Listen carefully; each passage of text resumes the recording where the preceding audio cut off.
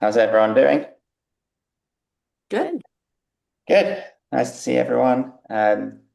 Thank you. Sorry about our rearrangement of this lesson. So I greatly appreciate your flexibility.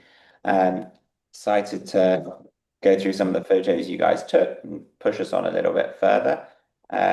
Lesson is recording now, so I will ensure that everyone gets the recording later today. I know there's a couple of people who couldn't attend, but I can see people trickling in. So I'll let people in as we go. In the meanwhile, how did everyone find the assignment of lines?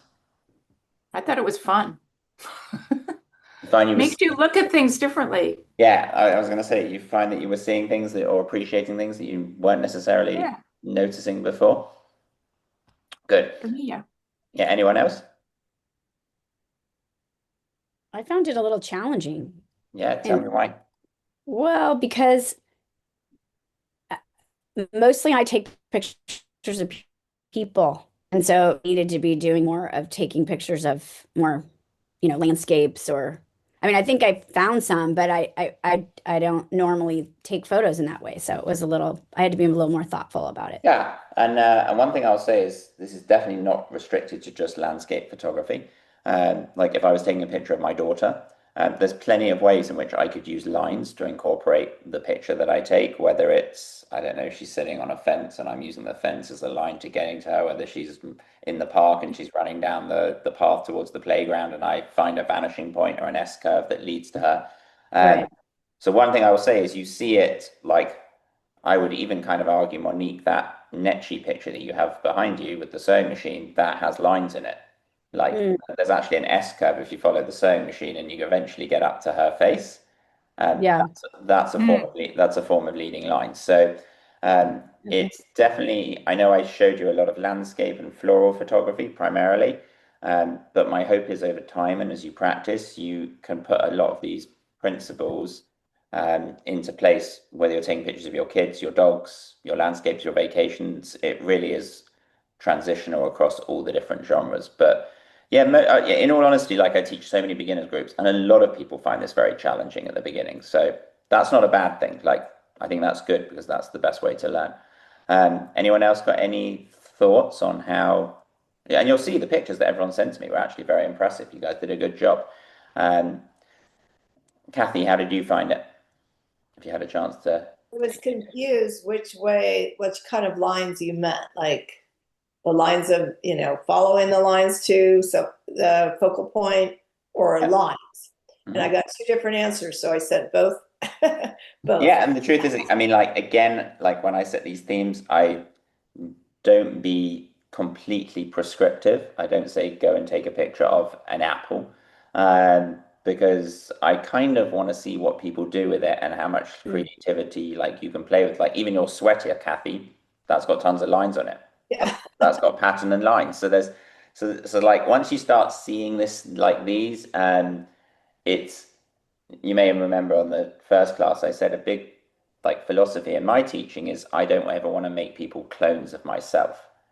So Oops, you went out. I could teach you how to Uh-oh. do like I could teach you how to Uh-oh. okay. Okay. Oh, it's locking up. It keeps It's glitching. Really? Yeah. Yeah, twice for me She anyway. said they're very important things you're saying. Then Yeah, it's you better back up. Okay. I'll back up. If for some reason it's glitching, just let me know, and I'll change my Wi-Fi. But the what I was saying was, I think you heard me say about Kathy's sweater and how there's lines there. But then I said a big philosophy of how I teach is to not make you guys a clone of me. I don't want to just say go and photograph and see things exactly like Adam sees things.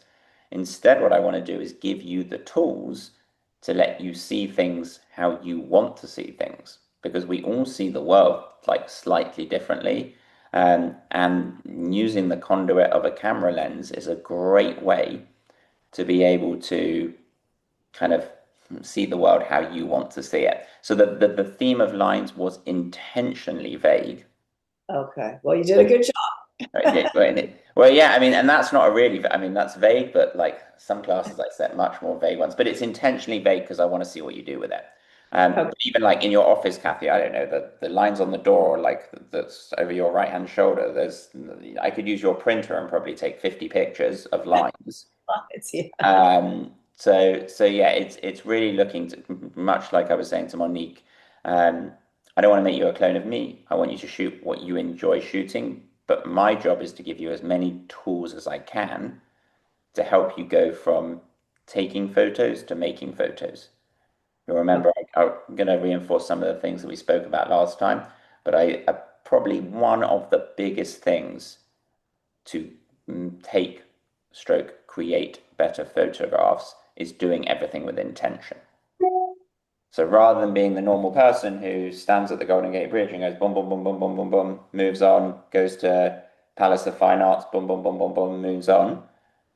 If we stop, we slow down, we think about, oh, there's a leading line. How are we going to use the rule of thirds? Where's the sun coming from? Do I need to move?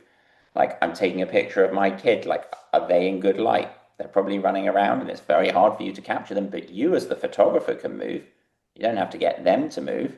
A big part of our job is we have to move. We have to change our perspective. We have to zoom with our feet in order to, if we can, find the optimal conditions. So last time I was fully aware, I threw like tons of different concepts at you guys, hoping Yeah. that maybe 80% of it sticks, if not more. But you've got the recording, you can go back, you can take a look. But with like any discipline, and I mention this again, the more you practice, the more you persevere, like you will get the most value by picking up the camera and taking pictures, taking pictures, taking pictures, taking pictures. The more you take, the more you're going to see better. And 80% of the challenge of creating better photography is a way of seeing. It's not the technical. You need to know the techie stuff. We're not going to cover this at all in these two lessons, and this one and the last one. The technical stuff is great. If I said to someone, yeah, go and photograph your kid playing soccer, and like you were in the dark and it was floodlit and it was 7 p.m. and you need to know some technical stuff in order to be able to freeze the kid. But to me, the technical stuff comes second, because if you don't know how to see properly, then most photos stand on the strength of three things. I didn't mention this last time, but I'll mention it now before I dive into your pictures. But they stand on the strength of composition, which we talked about. They stand on the strength of lighting. And they stand on the strength of one that we didn't cover, but we're going to look at a little bit later today, which is focus. And generally, like, especially GCA judges, they just had a big thing in Hawaii that I got a whole, like, prelim on. When they're looking at photography and judging, period, not just GCA, I sit on loads of judging panels of photography, we usually look through those prisms at a photograph to begin with. One, is the composition good? Two, is the lighting appropriate? Three, is the focus good? And the focus can mean lots of different things. It can mean, is Lisa focused and everything else behind her blurry? Or am I standing at the top of the Marin Headlands and I want to get the Golden Gate Bridge, San Francisco, the Bay Bridge, and Oakland all sharp? That's just another way of thinking about focus. But those three things, a big part of them are about you seeing better. And these two workshops are intended to help you see better. And lines is just one of those ways that we can see better. That makes sense to everyone? How did you find it, Lisa?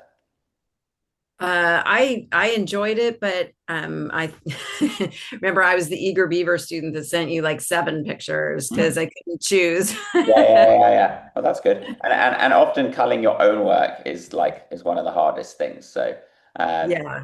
but yeah, thank you for sending those through. And interestingly, like look at the photo over Lisa's right shoulder. There's a perfect leading lines picture there. Yeah.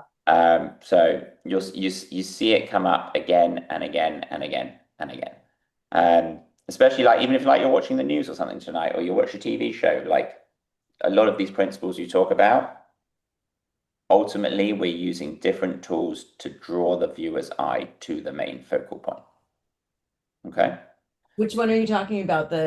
The bride or Sweet. the In fact, both of them are leading lines, but I Yeah, was actually, I the was thinking, bride too. yeah, I was thinking more about the like the snow. Is that a snowy yeah, landscape? That yeah. so let's see if let's do some testing here. Julie, if you wouldn't mind taking yourself off mute. Heya, good morning. What type of I can't draw on Lisa's screen, but just if you can see Lisa, what type of leading line has Lisa got in that snowy landscape there? I really I can't see it well. So I really couldn't say. I'm sorry whether it's a Oh, No, don't worry. If wave you or if you double click on Lisa, she should go huge. okay, I'll do that. See if we can get that. Uh If not, don't worry. okay. You see her? Is it looks straight, Yeah. right? Is so yeah. Anyone got any idea? If you can see Lisa, I'm just testing the group here. It's Anyone kind got of any like a idea? vanishing edge. Good. Really good. So it's a vanishing point. So Okay. it's the most common type of leading line. Do you remember I said it's like a triangle? Think of Yeah. it like a triangle, and if you turn the triangle upside down, the way to remember it's called a vanishing point is it creates a V. And you're gonna see in the pictures that I look at in a minute from everyone, you're gonna see tons of these. People found them. They are by far and away the easiest type of leading line to find. They're everywhere. But yeah, just as a point, they're there. But they're even like in the bridal shot there. That is a strong leading line that you've got going on there, taking us up. And look at and notice the rule of thirds. If we do the grid on, like if that, I don't know if that's you, like Elisa, but the bride at the top, Mhm. your that is face, me, very 80s me. your face is in the top two-thirds of the frame. Even like look at the. Sorry, I'm making everyone look at all these lovely photos behind Lisa. The portrait of the lady over her left shoulder. The other one, other side, go the other way. Other side, that's Madonna. Yeah, so there we go. So Madonna perfectly on the rule of thirds. Her eye is right on the nodal point. As a reminder, when we draw the grid, the nodal point is where the 2 points intersect. And I'll show you this on my screen.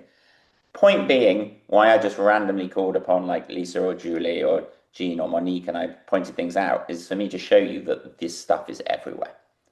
And it's understanding it and seeing it that's a big part of the challenge. And that comes with time and practice. That whole your first 10,000 photographs are your worst, which could be your first million photographs your worst. It's a discipline that you've really got to practice. Anyone else got any thoughts or questions before I dive into sharing my screen? Caroline, how did you find it? Did you have a chance to delve? Oh, yeah. No, I thought it was fun. I liked it. Good, good, good, good. Okay, so let me share. Everyone can see me, right? Just triple checking. And Yep. you guys sent me a nice big suite of photos, which is great. We're going to go through them. We're going to talk about some things. So let me pull up my pen and then I'm going to push you on and we're going to talk about some new things. Just checking here. Everyone can see my writing? Yeah, Everyone got it? Perfect. Great. Okay. So but that's not Orinda. Definitely not. We're not in Orinda, Toto. So one thing I was going to say, so I kind of on purpose like put these in an order that helps me teach what I want to teach, but I also anonymize them just because some people don't feel comfortable with me saying this is your photograph. But I may call upon you and say, hey, is this your photo if you're here today? I know some people aren't here, but if you are here, sometimes it's useful to hear how you took it. I can also try to give you some constructive ways of how you can make things better. So let's start with this one. So you're right, definitely. I think this is New York, but I'm guessing. Feel free to chime in if you're not. Here's our vanishing point. Really good. Taking us to the end. Look where we've placed our building. Not bad. Pretty close to the nodal point. This is lovely, lovely. This picture is all about the light. Lovely golden light. Carolyn, where do you think the light's coming from in terms of where I'm standing as the photographer? Where's the light coming from? Behind your left. Good. So it's coming behind my left, which is exactly what we talked about, where we want it to come. And this is golden hour. So this is last maybe hour of the sun being up or first hour of the sun rising, which gives this lovely kind of golden hue to the buildings. Now, one challenge when you're somewhere like this, New York or wherever it is, maybe not New York, it's a bit low rise for New York, but there's so much going on. And there's so much going on that our job is to, as photographers, if you remember, a big thing of what I've said is photography is the only artistic discipline that is an exercise in exclusion, not in inclusion, i.e., what we choose to take out of our frame generally helps to take the viewer's attention to the focal point. If I was painting this, I'd be painting it and adding paint to my canvas. If I was making a sculpture of this, I'd be adding clay and building the buildings. It's really important before you take your picture, if you can, to think about A, is everything in this picture needed? And B, one little tip, and I did leave this one with you last time, is to always make sure you check the edges of your frame for distractions. This one, I can guarantee you, if this was submitted to a GCA thing, they would ping you on this. They wouldn't like that branch and like some of like the miscellaneous stuff going on here. If this was me, if I was retaking this, hopefully not getting hit by the car, but I would just walk in front of this post, because that post doesn't need to be there. And I would, if I could, I'd stand on this white line. And then I'd take the same picture. That would exclude all of this here. It would, if you went low especially, if you dropped your perspective, this white line would then become a really strong vanishing point, and you still get all the buildings. But I feel like in this picture, there's a little bit too much clutter on the right-hand side here, especially like this post just doesn't need to be here. We could have just moved to bring attention to the main action. And the main action in this picture is going on up here. That's where the lovely light is. Now, another thing you may notice here, and we didn't talk about this at all, but a lot of you will go on vacations and travels and you'll photograph buildings and architecture. If you can, this is sometimes not that easy to remember, but if you can, you want to keep your, so if I'm taking a picture of the building and I'm here, you want to keep your iPhone straight. You don't want to start pointing it up like this or tilt it. Because what happens, can you see how this building kind of looks like it's been in an earthquake? It looks like it's leaning back. That's lens distortion, which you notice the most when you are photographing architectural images. Like, that's how it should be. Oh. That's how it was. Oh, wait, can you do that Yeah, again? just Yeah, of course. So that's straight, nice and straight. That's the one that was sent to me. Huh. And that's purely, I can tell you, the camera, instead of being like that, the camera was just tilted up. So and this is, if you're photographing flowers or plants or like anything, kids or like anything that's not like a hard straight line, it doesn't really matter. You don't notice it. If anything, we often use it to our advantage. But when you're photographing buildings, it's really important to keep the camera straight. There's before, there's after. Before, after. I have a quick question. So if, not that I am, but if you were submitting to GCA, so can you manipulate the photos? Like, could you use that feature where you take out like that? Absolutely. Yeah. Okay. Occasionally you'll see, and it's very rare that I see it in a show where it will say like no post-production, like okay. like post-production is excluded or post-production is restricted. But 99.9% of time, in fact, GCA encourage it. GCA do a lot of learning now in this program I'm in, Lightroom, in editing on your iPhone. Like lots of, you'll see there'll be lots of categories that will say creative techniques.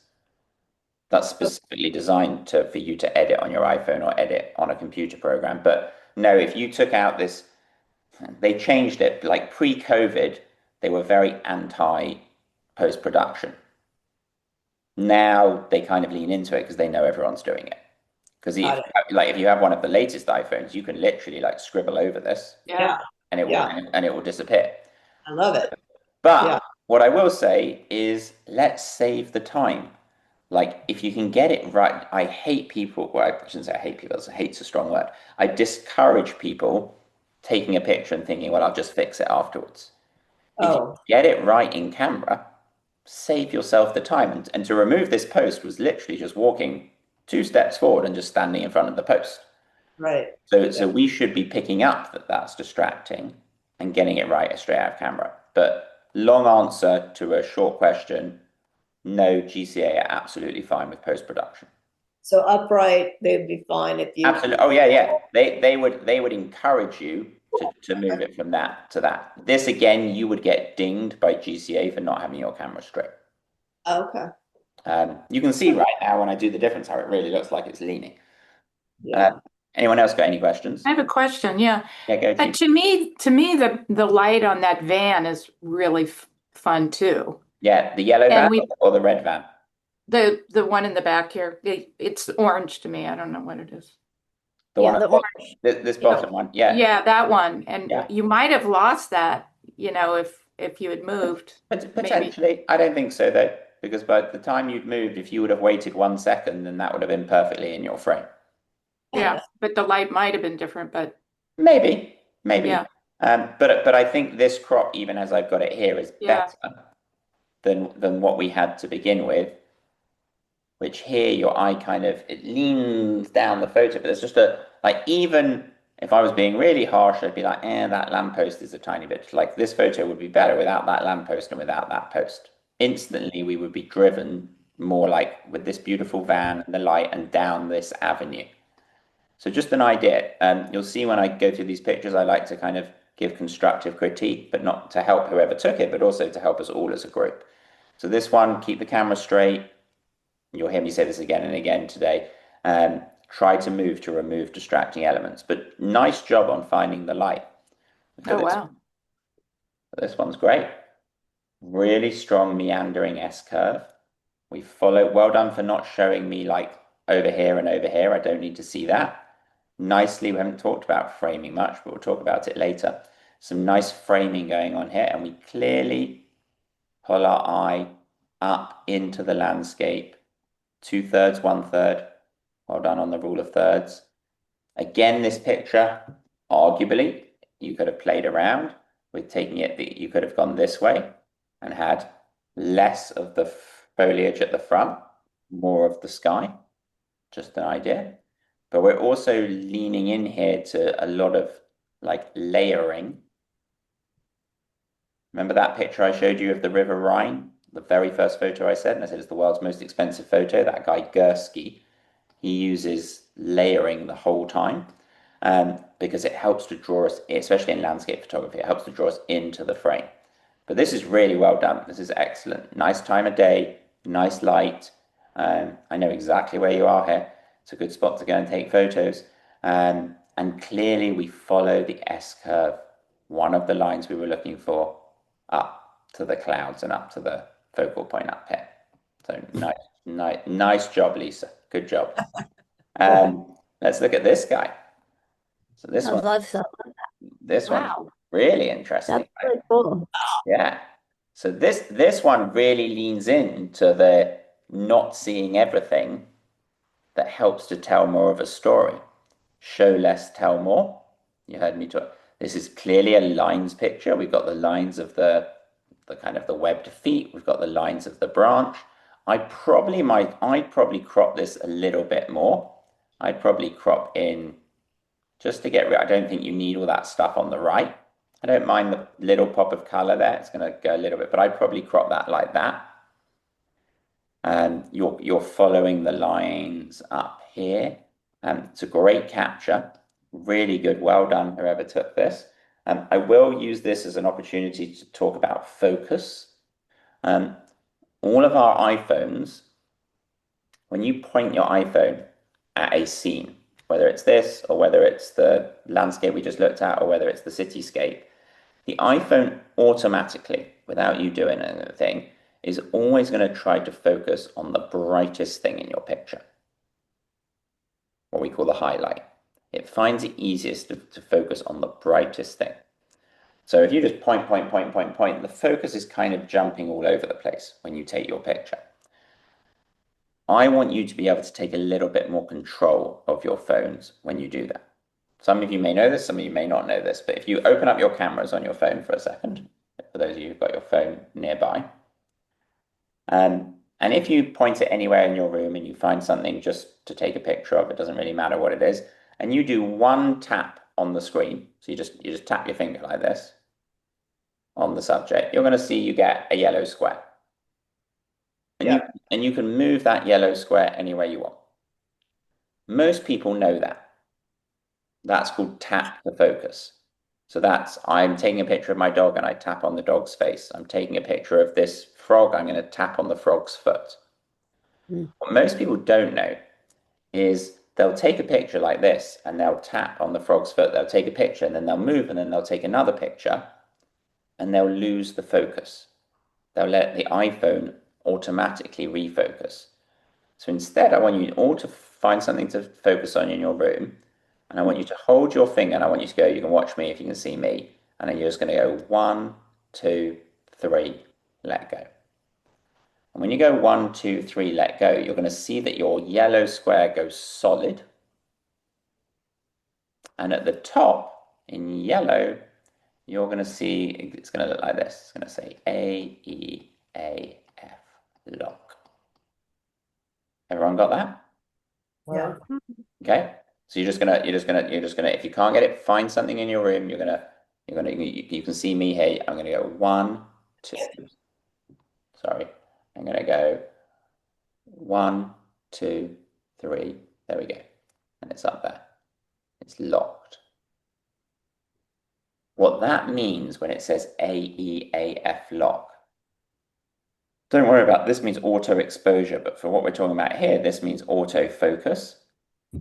That means that you are becoming the camera. You are taking over from the iPhone and you're saying, hey, iPhone, like, I want you to lock focus on this frog's foot. And if I take 20 pictures of it, I want you to keep that sharp the entire time until I tell you otherwise. It's a really good iPhone hack that most people don't know. Because most people know the tap, tap, tap, tap, but they don't know to tap and hold. It's amazing for floral photography, if I'm thinking about in the GCA world, if you're taking pictures of flowers. Because you find like a close-up of a rose, you want to focus on a petal. 1, 2, 3, hold. It allows you to get much closer, do more macro work, close-up work. And it's super easy to do. You just got to remember. The iPhone will hold the focus on whatever it is you've tapped on, 1, 2, 3, until you tap somewhere else on the screen. Even when you move. Even when you move. Correct. Yeah. But so Adam, so it's not, so when I just did it, because I don't really have anything specific I was trying to focus on, when I moved it, the square stayed in the same place on the camera, but I wasn't necessarily trying to photograph. You weren't looking. If you got my Gatorade bottle and you right. 2, 3 in it and you'd move, this would stay in focus the whole time. Got it. Okay, so the point is they're staying in focus on that particular item, not the spot on the camera. You got it exactly. Okay. So I just wasn't looking at the right thing when I moved. And you bring up a great point there, and allows me to teach something, Monique, is that when you set focus, so this is us taking our picture. Here's us taking our picture. I'll just pretend here's a flower, okay? And this flower is, let's say, 4 feet from you, okay? What you're doing when you do the 1, 2, 3 hold is the way the camera thinks about it is it doesn't think I'm photographing on a gecko's foot, a Gatorade bottle, a rose. It thinks that I'm focusing. The way that focus works is all to do with how far are you away from the subject. So if my Gatorade bottle is, and I'm taking my picture here, and it's 6 inches from me, and I hold focus on it, that means the camera knows that anything that is within that, what we call it, the plane of focus, anything that's the 6 inches away, 4 feet away, 8 feet away, 50 feet away, it doesn't matter, will constantly stay in focus. Now, if you take 3 steps back or 4 steps forward, you have to redo this. Oh. But if they're standing in the same distance, so you're saying you can stand in the same distance and walk around it, but you have to be the same distance away. Theoretically, but if you moved around it, I would refocus because it only takes 1 second. Okay. Like, for example, let's say I was photographing my dog, something fast that was moving and my dog was running towards me. So this pen is my dog and the dog is running towards me. Even though the distance changes, the iPhone's pretty smart. You lock it on the dog and my dog will be in focus the entire way as it goes from 20 feet away from me to 1 foot away from me. As long as you're not moving. As long as you're Oh. not moving, yeah. I mean, put it this way: if I was on a speedboat and I was photographing dolphins, like, and I'm moving and the dolphins are moving, you got to keep on refocusing because the distances are going to be changing the whole time. Got it. But for like where this really shows its power, like, is primarily for when you're taking pictures of things that are not moving. So And this, you want a different perspective, like you're going down low or up high or you got it exactly. So I could move around this. I could be like, oh yeah, I like this picture here of this foot. But what happens if I try and take it from like over here? What happens if I go down low and I look up at it? You're locking the focus. But even if it's just one picture you're intending to take, I still would 1, 2, 3 hold the focus because I always say the best camera is the 2 inches behind it, i.e. you. When the iPhone is on automatic, it does a pretty good job, but it's not as smart as you. When you point your iPhone at this scene, it has no idea whether you want to focus on here, on here, on here, or on the foot. You need to tell it.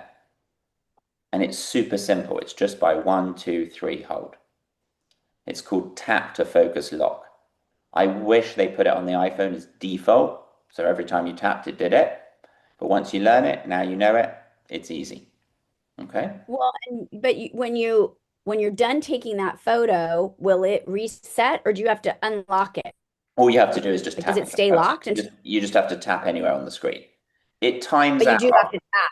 Yeah, Like if you move to a different subject, it's going to freeze in that spot on the camera, right? Yeah. I mean, it's not going to You move got it. around. So You have to imagine I took a picture of you guys now. I'd 1, 2, 3 hold. But then if I moved over here and I was like, oh yeah, I want to take a picture of something on my wall, then I have to move my camera and I have to refocus. Got it. That makes sense.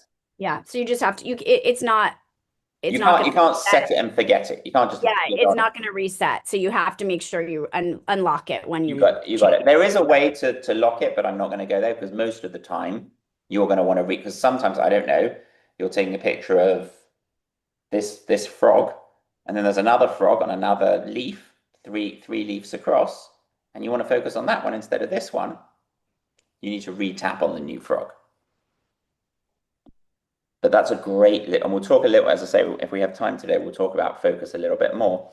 But this, whoever took this, excellent, excellent picture. I would just say watch out for, if we look at the original crop, you may remember one of the things I said is we try not to put things right in the middle of the frame.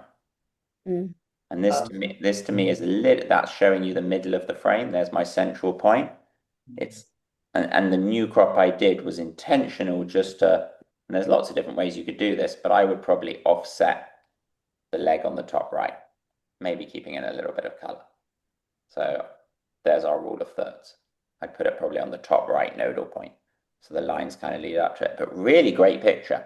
Whoever took this, feel free to shout. Adam, I have to say, I really found that other line interesting. I mean, I guess it was distracting, but I actually really liked that dark line on the right side. On the right. And I liked the pink too. So even though it's not, off center, like you said, I find that, I mean, I guess it's more interesting, but obviously you're not focused on the arm of the frog. You're focused on all these other things. So if you're trying to narrow down your focus, I get why you're, cropping it. But I do find the other stuff interesting over there. I don't disagree with you.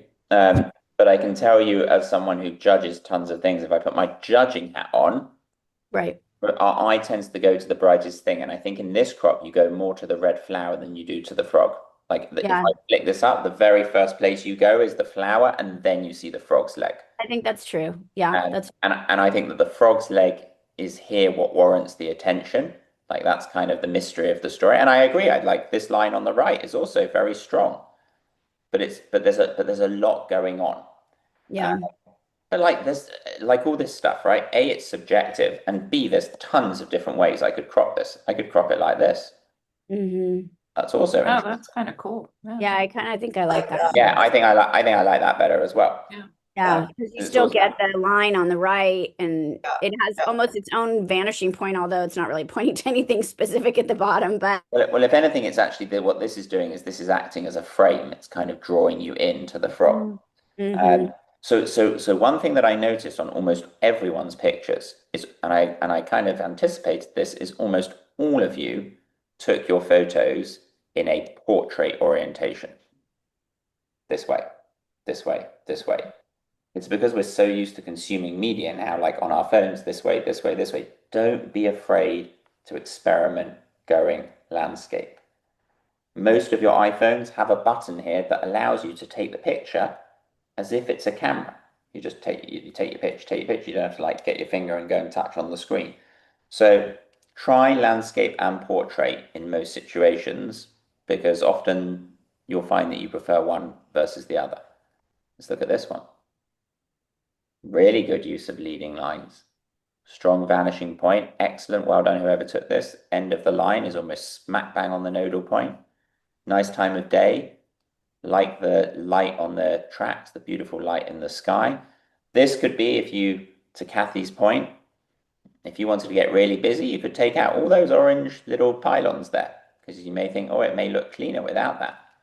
GCA would be just fine with that. It would probably create a cleaner photo. But in terms of fulfilling the theme of lines, this is excellent. I probably would have dropped down just a little bit lower if I could have done. Remember, you can also get lower just by turning your camera upside down. That gives you like an extra 6 inches of lower perspective.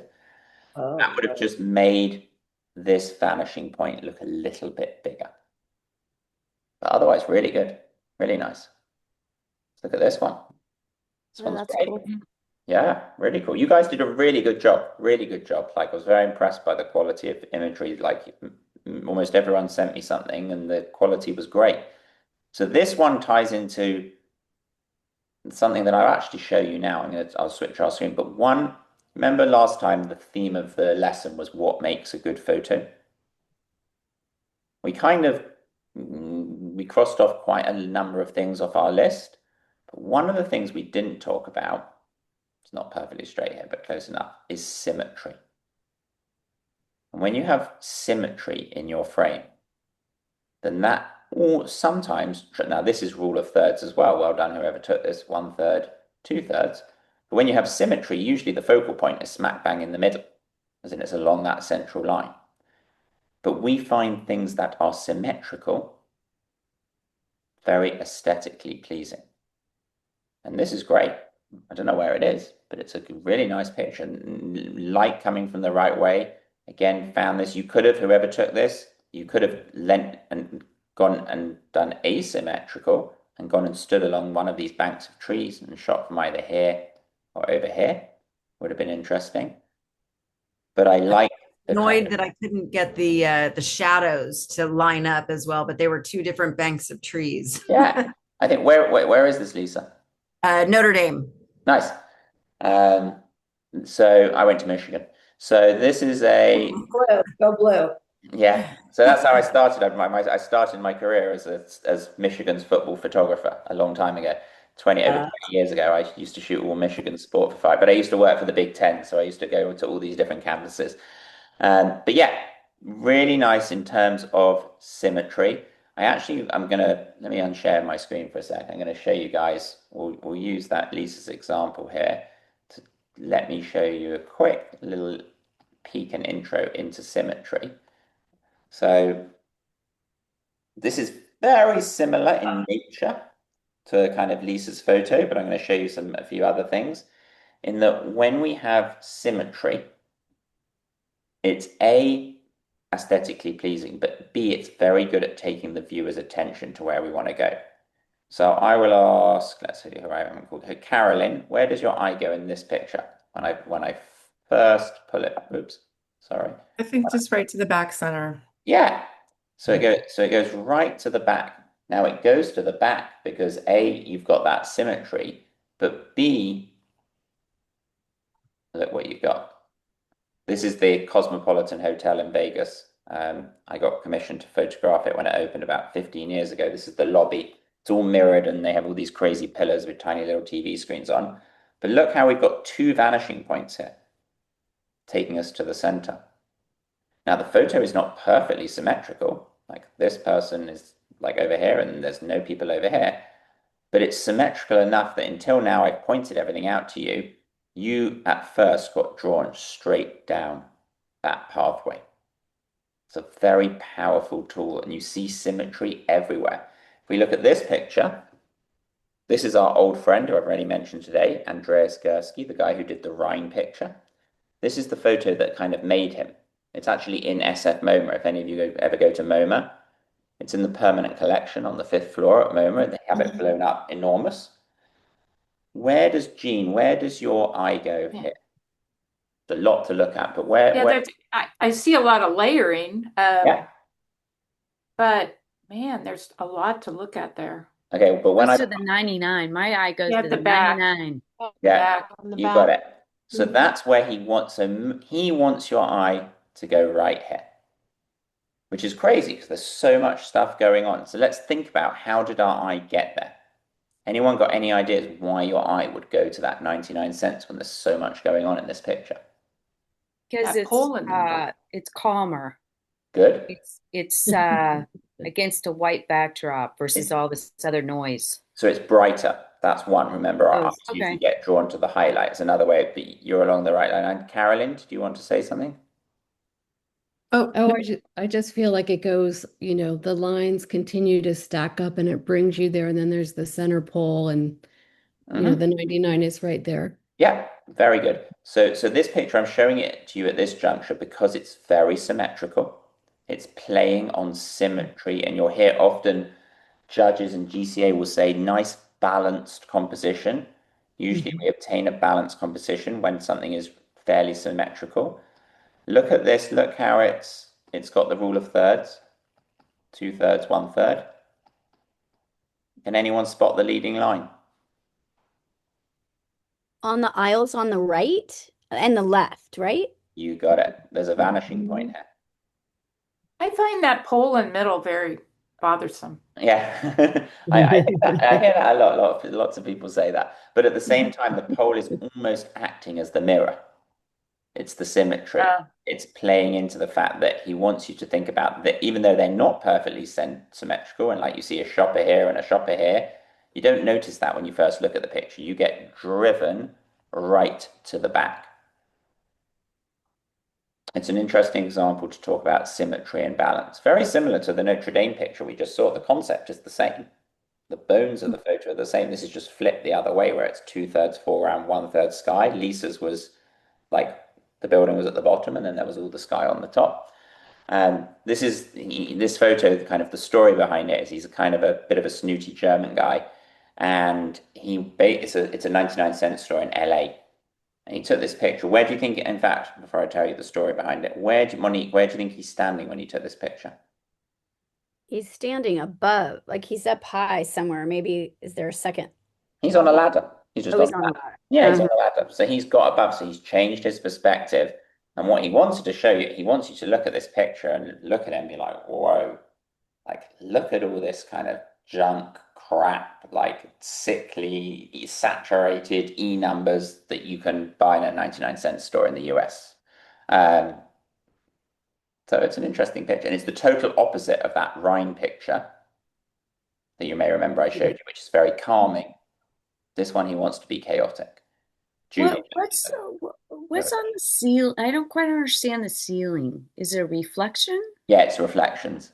It's like it's a good question. So it's like it's not mirrored, but it's like a perspex ceiling that's like in slats and it's reflecting the light. Kind of cool. Yeah, and it helps to like obviously color is a big part of this photograph. You pretty much got all the colors of the rainbow. But this one he kind of wants you to sit with, and if you go to MoMA, you'll see people looking at this for like 10 minutes. Look at it, and you kind of see this kind of like a bit of a Where's Waldo. You see different things the longer you look at it.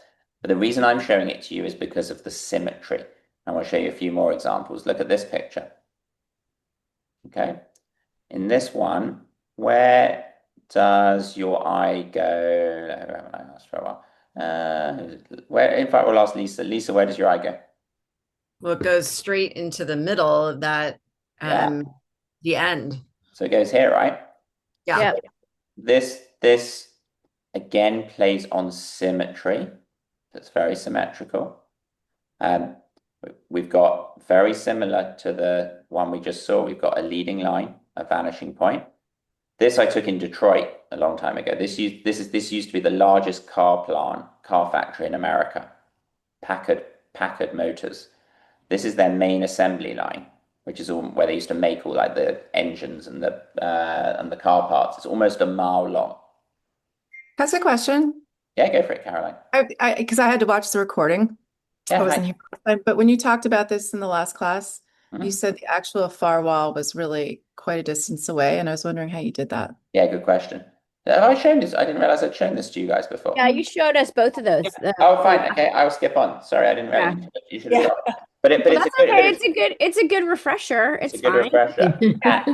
But we have seen all these. It's not our first time. You showed us last time. No, I for some reason I thought I hadn't shown you those two pictures, but because I jumped ahead, but I obviously didn't jump ahead at that point. But to answer Caroline's question, whenever you have stuff that's far away like this, if you want to make it feel like it's closer, if you zoom with your camera lens, which on your iPhone you have the 1, the 2, the 3, the 4. I showed everyone how to do it with the wheel or touching the numbers. Remember, I said don't pinch to zoom, because when you pinch to zoom, you go to what's called digital zoom instead of optical zoom. We've got to think about our iPhone like it has 3 or 2, depending on the iPhone you've got, separate camera lenses that we can literally like take on and take off.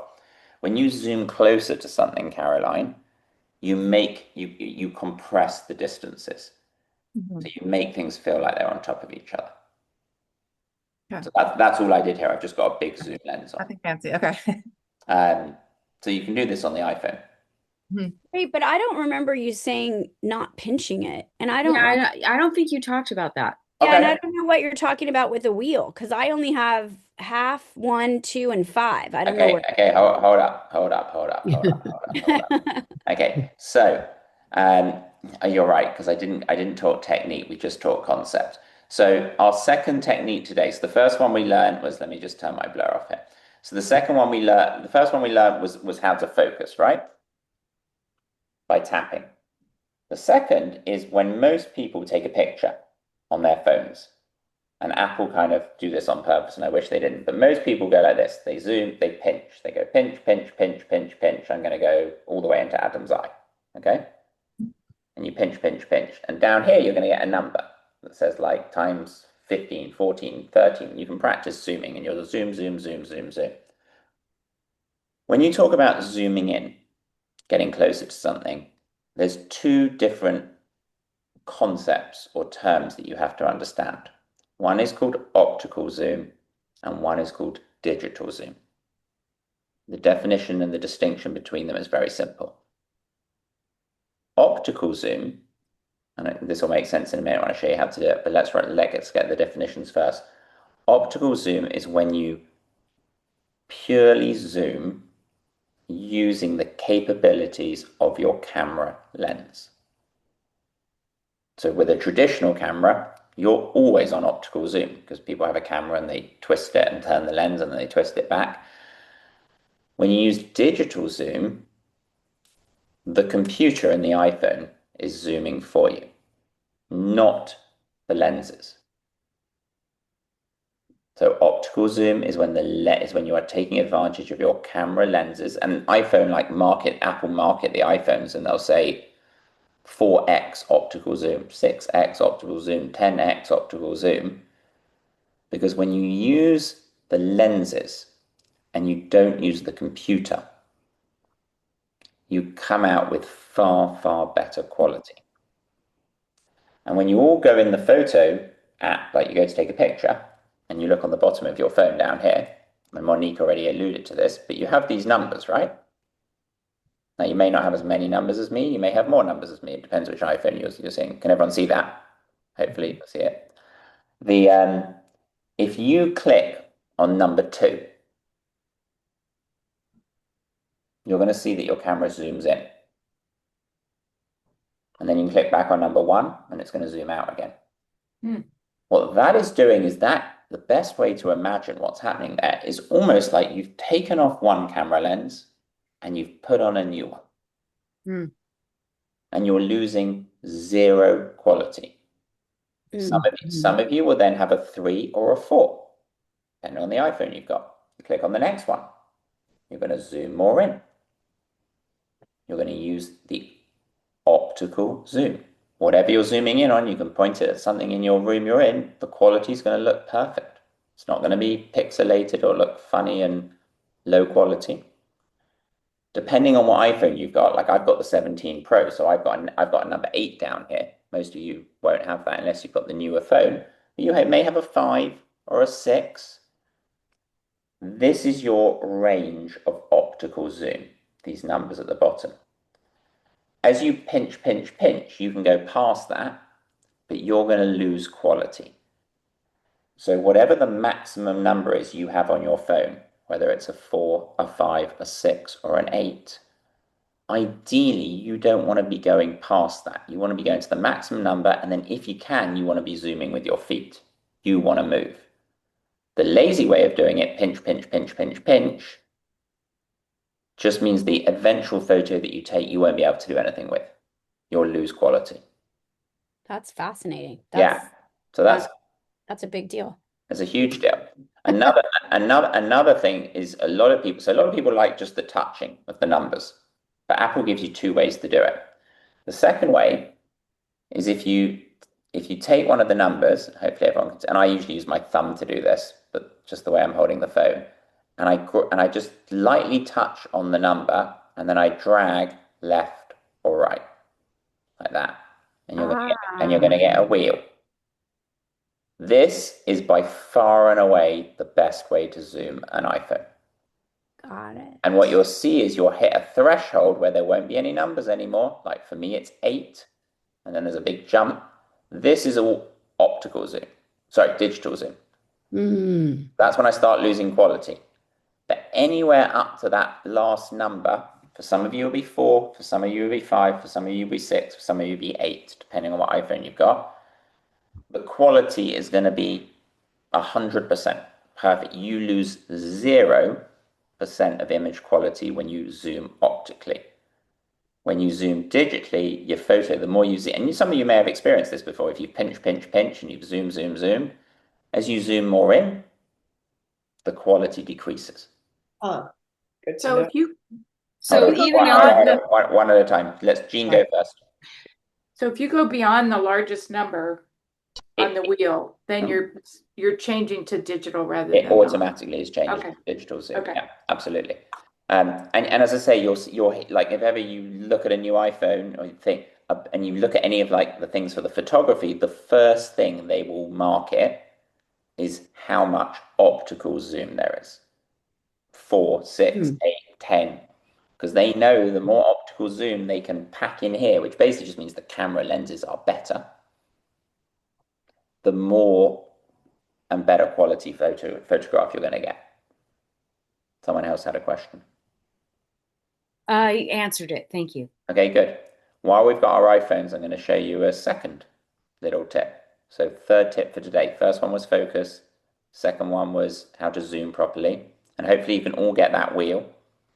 By the way, if you go on that wheel, just before I show you what I'm about to show you, and you go the other way, I'll get my wheel up. So rather than go where the numbers get bigger, if you go to 0.5, which you all have, trying to do this upside down. So if you go to 0.5, which obviously I can't get to, I'll just do it here, 0.5, then what you'll notice is everything looks like it's really far away. Like I look like I'm miles away, although my camera is like 1 inch from my face. This is the wide angle lens. You hear people talk about wide angle lenses a lot. Wide angle lenses are great for landscapes, great for travel, great for leading lines. Because they emphasize lines, they make everything look enormous.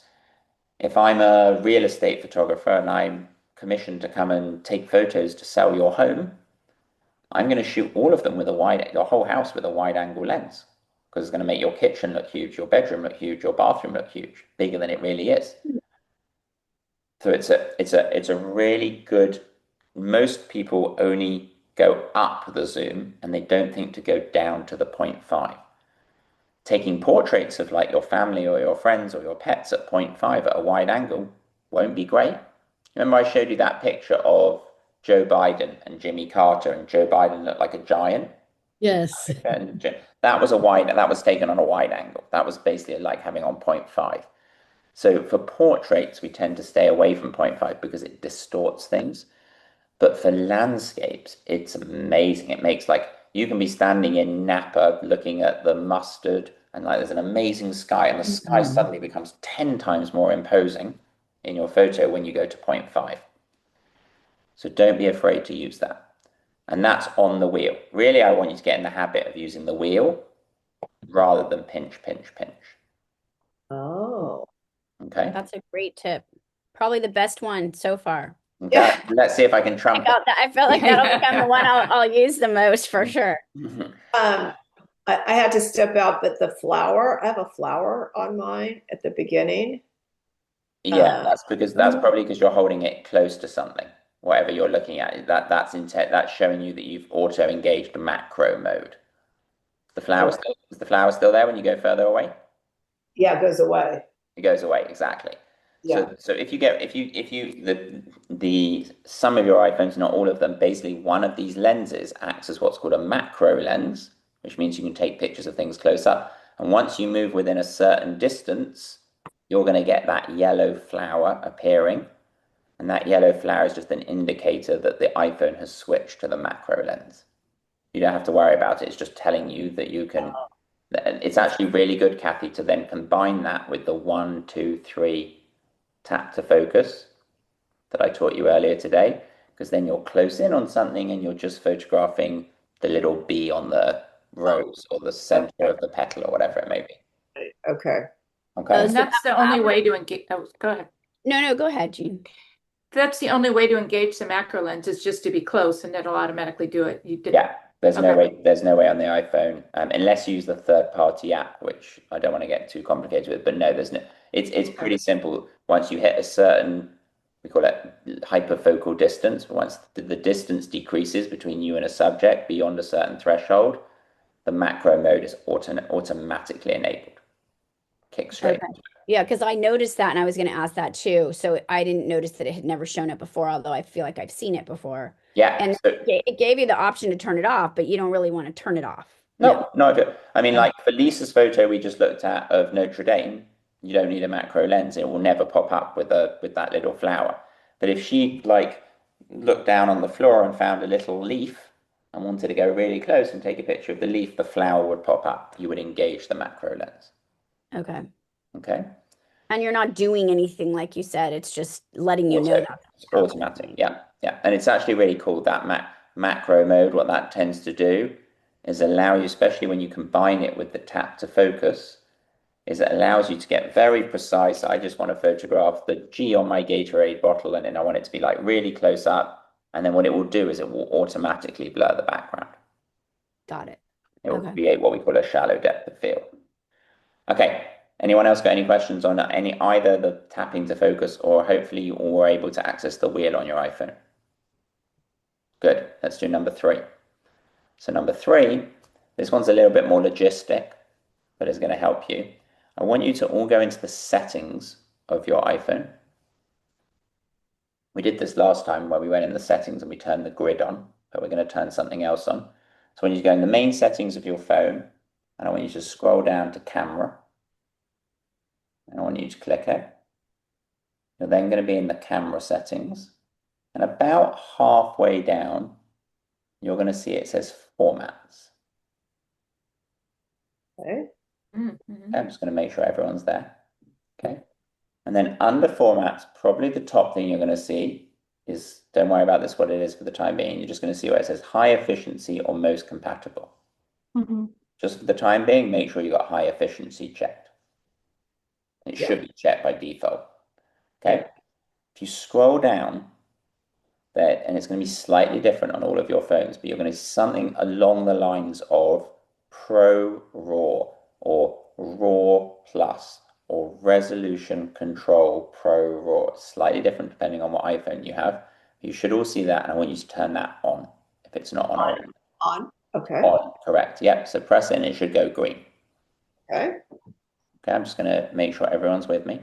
Everyone with me? Yep. Okay, good. Now we're going to just like swipe out that menu. And we're going to go back to the camera as if you're going to take a picture. Now again, depending which iPhone, there's two ways this could present itself. So I'm going to tell you both.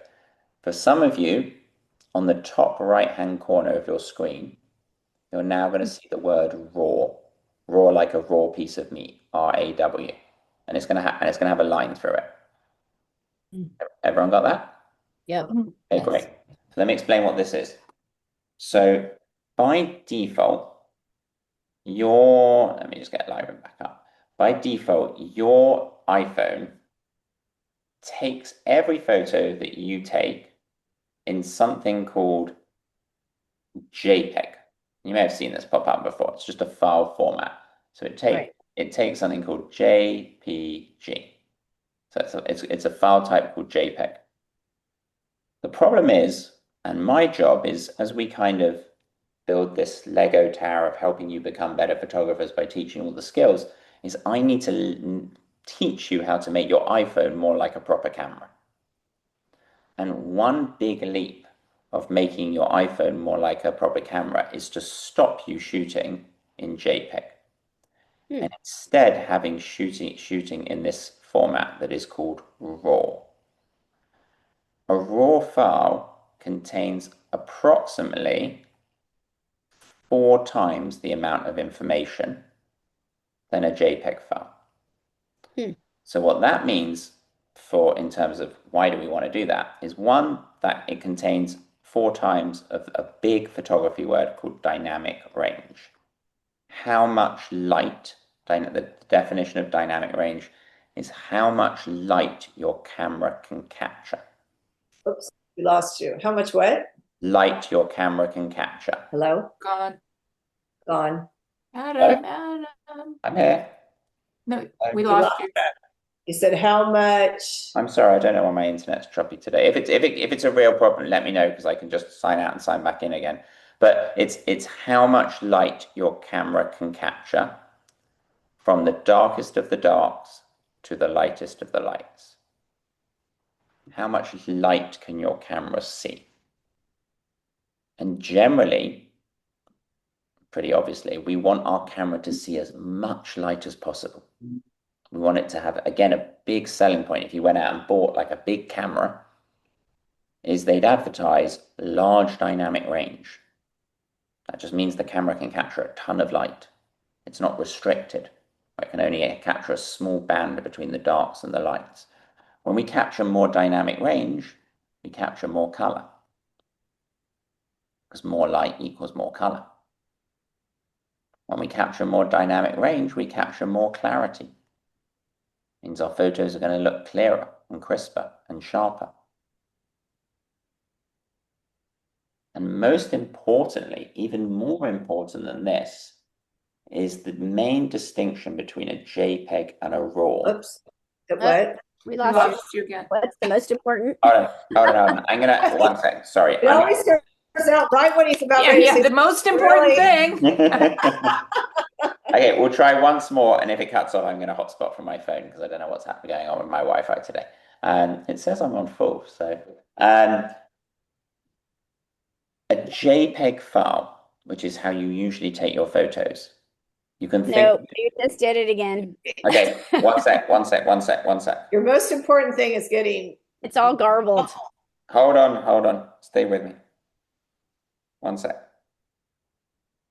And while you're switching, I have a quick question for you. You had said when you walked us through our settings, you said the raw.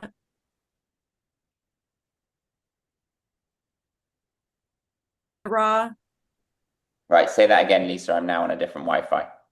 Okay. So when you had us change our settings, you said you'll see the word raw and it'll have a line through it. Mine doesn't have the line through it, but if I tap it, it It has the does. line through it. I'll explain in a second. Don't worry, that's fine. This one or the first one? Keep the line off at the moment. Keep the line on it, like going through it for the time being. The way it is right now. Yeah, it looks good. So hopefully you guys are going to be able to hear me better now. If there's still a problem, I've got a third backup, but I just switched my Wi-Fi, so we should be good. When you take a picture as a JPEG, think about like a sandwich. And your photo is a sandwich, and you have some like peanut butter and jelly in the sandwich, and like two pieces of bread. The peanut butter and jelly is like the color, the sharpness, like everything, all the information involved in the photo. On a JPEG, it's like you've squashed the sandwich together. Everything is what's called embedded into the file. Reason why that's not good is if we wanted to, Kathy's point, if we want to do any kind of post-production, we want to play with it afterwards, take out that traffic cone, like change the colors, brighten it up, make things darker, whatever you want to do. Every time you edit a JPEG file, it's something called destructive editing. You'll hear this word used a lot if you do any courses with me or anyone else to do with any type of editing. And destructive editing means every time you edit the file, every time you edit the photo, you're kind of scratching away at it. You're like slightly ruining the quality. Every little thing you do, every crop, every slider, it's just like slightly degrading the file. The more you do, the worse quality the photo looks. The prime reason why every photographer who knows what they're doing, who has a real, I'm not going to say the iPhone's a real camera, but a traditional camera, shoots in RAW, is RAW allows us, is something called non-destructive editing.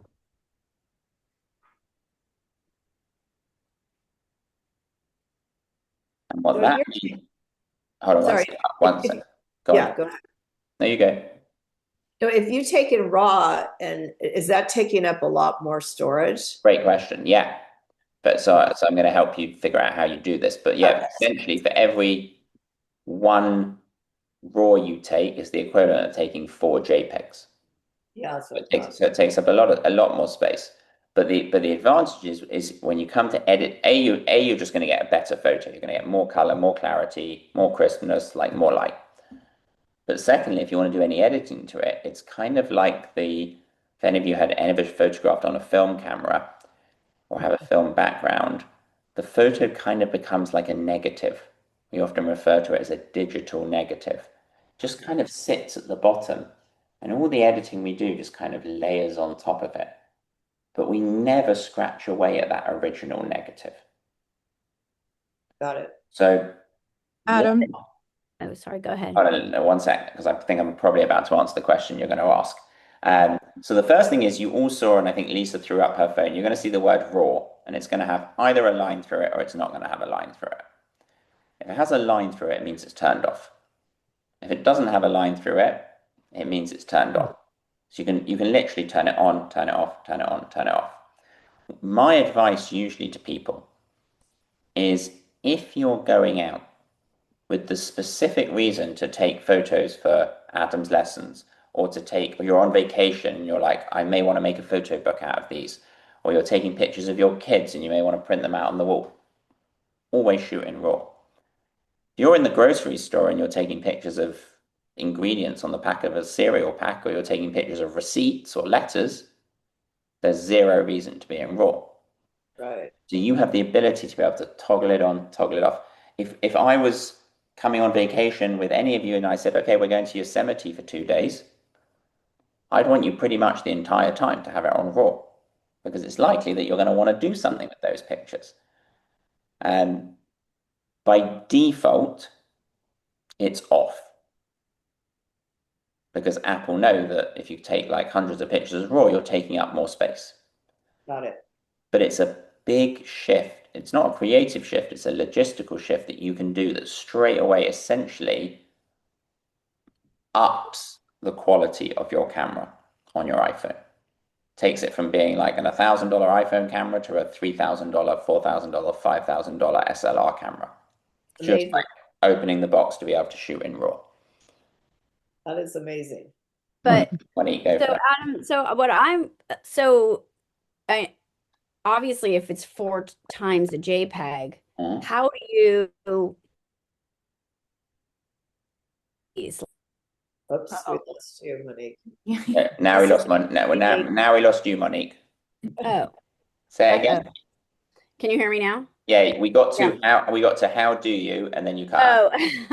Oh, so if you wanted to send this, or like for instance, I just made a cookbook for my family for the holidays, right? Yeah. And I'm uploading photos of different things, and every once in a while it'll say the quality of this photo isn't very good because they were probably all JPEGs. Yeah. And that, and they ended up being fine, but obviously probably not as good as they would have been if I had done them in RAW.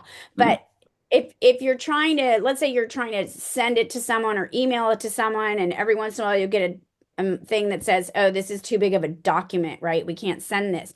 What do you do? Then you have to like what, transfer it, change it into a JPEG to send it, or Great question. And it really depends on the workflow that you're using with your photography. There's usually one of three things that you're going to want to do. One, you may want to email it straight from your phone, just pretending you took a photo. You want to text it to someone, WhatsApp it to someone, email it to someone. When you hit that little, you're all familiar with like, I'll draw it. When you hit the little square, the little thing that looks like this with the arrow coming out of it, and you can email it. If it's too big, Apple will say, do you want to send it in its original size, its large size, its medium size, or its small size? You may have seen that before. yes. If you don't, original would be sending the RAW. You never need to send the RAW to anyone. Okay. Large, medium, and small shrinks it to a JPEG. So that's one scenario if you're sending it from your iPhone. Second scenario is you come to your computer and the photo's on your computer and you want to email it to someone from your computer. For most of you, because you're not using this program Lightroom, which in the long run, I'd love to get you all onto because it's like 100 times better than Apple Photos in terms of what you can do. But in Apple Photos, again, when you send it or you drag it into an email, it depends if you're on a Mac or a PC, but I'll talk Mac for a minute. Again, it's going to give you that prompt. This file is too big. Do you want to make it smaller? Yes, I want to make it smaller. That's going to convert it to a JPEG to send to your friend. The third way, which is the optimal way, is this program Lightroom that I'm using here to show you all of your photos is what 99.99999% of anyone who's into photography doing, all the way from the beginners to the high-end professionals. It's a pun on darkroom. It's like your own digital darkroom. We bring the RAWs into here. We play with them, we do whatever we want to do, we crop them, and until we actually take them out the darkroom, the digital darkroom, they're not real. So it's just like we're experimenting. It's kind of like we've gone in our own little cupboard, we closed the door and we're in our darkroom. We're messing with it, we're doing whatever we do. And until I want to actually like physically have a physical thing that I want to send to the cookbook, give to a friend, go to Costco and print, when you export it out of Lightroom, when you take it out of the thing, we 99% of the time will export it as a JPEG. So it comes in as a RAW, out as a JPEG. But we have the ability, because it's a RAW, to be able to manipulate and do stuff, A, without damaging the photo, which is super important, and B, the quality is just, I mean, if I showed you a RAW compared to a JPEG edit, it's leaps and bounds ahead. But you lose quality when you convert it to JPEG, right? No, because you haven't been doing the editing. Okay. The key is if you think about it, you've edited the raw file, you play with the raw file, and then you're like, yeah, I now want to print this as a 6x4. You just send it off as a 6x4. I now want to, I don't know, put this in Monique's cookbook. I send it off to the cookbook. You lose the quality when you take the picture as a JPEG or when you edit a JPEG. And in all of those workflows, we're sticking with the raw until it comes to sending it to someone as the final product. That makes sense? Okay.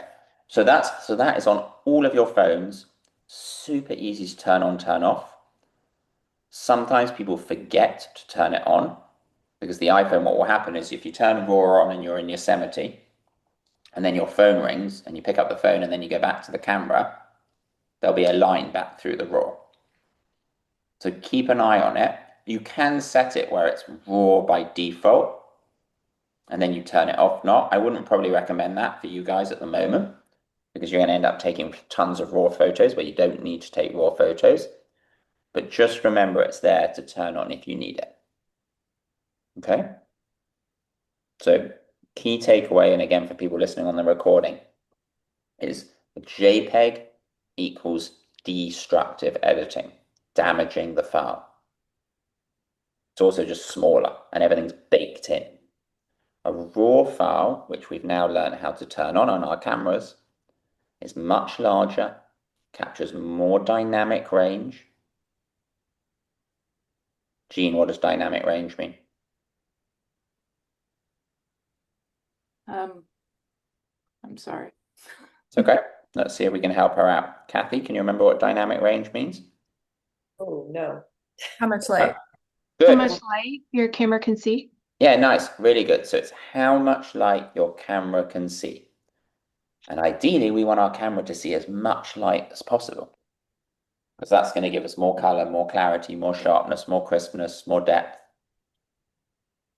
So there's tons of reasons why you'd photograph in RAW, not in, and anyone you'd see who's photographing with a proper camera, a real camera, a traditional camera, 95%, if not more, will have it set where they are photographing on RAW, just so they can manipulate the files better.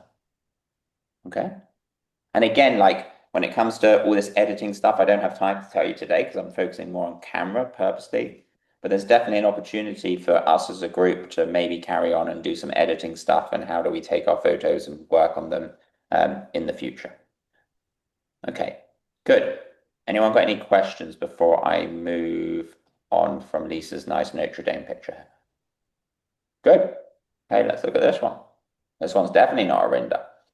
So this one is a great use of the wide angle lens. So this is the 0.5 that I was talking about. So the 0.5 has allowed, like, New York has become super distorted. Like, look how the buildings have gone out here. But it's also created this beautiful vanishing point, driving us through the city up to, like, the Freedom Tower. And look what it's done to the sky. That's because you're at 0.5. Now, arguably, I would have liked the camera to be a little bit straighter here. Actually, whoever took this tilted it down, which is not a terrible thing because you created what's called intentional distortion, which made this line appear bigger. Watch out for this is sometimes hard to mitigate, but just if you look on the right-hand side, you can see the reflection there. Here. Oops, sorry, my pen went wild for a minute. Hold on, let me get it back. What happened? Come on. Sorry, hold on. There we go.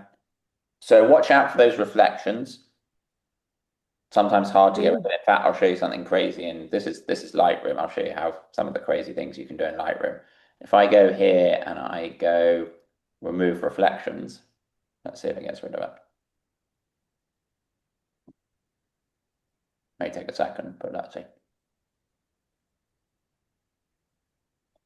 But sometimes, there we go. Good, went away. Pretty crazy. Wow. Wow. And look at the city down at the bottom. There was a reflection there in the middle. Yeah. So this tool Lightroom is amazing. You can do, I mean, it's made by the same people who make Photoshop, but this is like we call it the prosumer product. It's what they tried to basically make a one-stop shop for everything you would ever want to do with your photography in one place. Wow. So it's a really good program. I'd encourage you to think about it. And again, something that we could talk about if we did future classes, I always usually incorporate, because we hit a point where people are like, okay, now I know how to take pictures. I need to know what to do with them. Right. And Lightroom is the next logical step. You can see it did a great job there of taking away the reflections. Mm. What about the focal point? It seems like it's sort of in the middle. Is that? Yeah. So good point. So we could have, and this looks a teeny bit fuzzy. Don't worry about that. It's just because this was taken as a JPEG and I'm trying to manipulate it. But we could have easily cropped this like that, for example. Now, I don't know if that's better or worse. I'll create a copy. We can have a look at both. Well, this one is playing a bit more to the rule of thirds. The original one was playing a little bit more to symmetry. So if I compare them next to each other,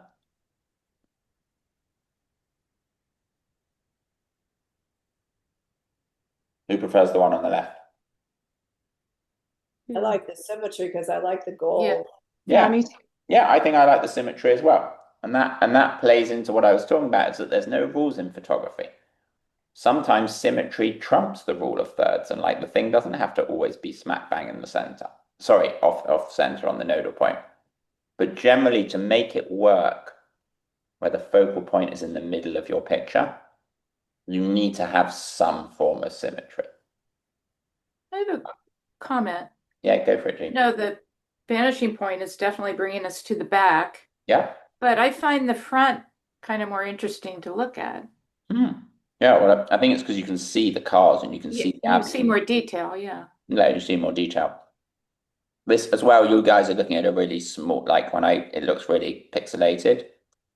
Like out of whoever's camera took it, it's going to look more like that, more crisp. But I don't disagree with you, but I actually think seeing down there is actually well done, whoever took this, because it helps to emphasize that vanishing point. Mm-hmm.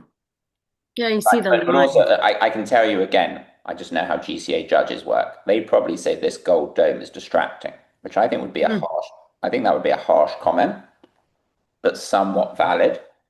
And they'd say because your eye usually goes to the brightest, shiniest thing. And this is the brightest, shiniest thing. And if we could have taken that out or moved somewhere where that wouldn't have been in it, you definitely would have got back here. And arguably that's distracting you just a little bit from the main focal point.